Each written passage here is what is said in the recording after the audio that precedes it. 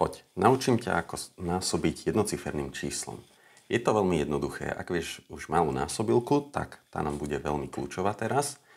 Ideme prosto jednoducho tak, že násobíme to číslo postupne odzadu. Čiže dám si, že 3 x 3 je 9, napíšem si 9. 3 x 2 je 6. Takže 23 x 3 je 69.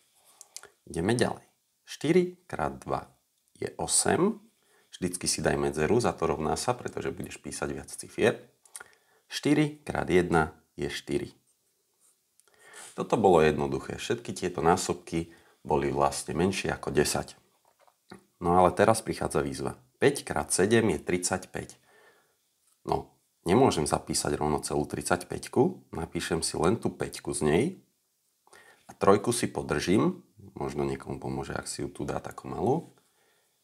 Dám si 5 x 2 je 10. Plus tie 3, ktoré si držím, je 13. Takže zase napíšem 3 a držal by som si jednotku, lenže teraz nemusím, lebo tu už nemám žiadnu ďalšiu cifru. Takže rovno napíšem 13. No a 135 je môj výsledok, alebo napíšem to tu takto, bez tej trojky hore. Lebo takto by mal radšej vyzerať výsledok pri tomto násobení. 7 x 8 je 56. 6 napíšem, 5 si držím. 7 x 1 je 7. Plus tých 5, čo si držím, je 12. Napíšem 2 a držím si jednotku. 7 x 2 je 14. Plus tá jednotka, ktorú som si držal, je 15. Čiže napíšem 5 a môžem rovno už aj celú 15.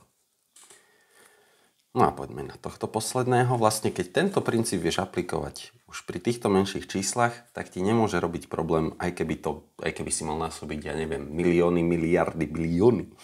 Hej? Takže 4 x 7, 28, napíšem 8, držím si 2. 4 x 5 je 20, plus tie 2, čo si držím, je 22. Napíšem 2, držím si 2, alebo keby 20, ale len ako 2. 4 x 4 je 16, plus tie 2, čo si držím, je 18 a teraz si držím jednotku. 4 x 6 je 24, plus 1 je 25, držím si 2, 4 x 2 je 8, plus 2 je 10.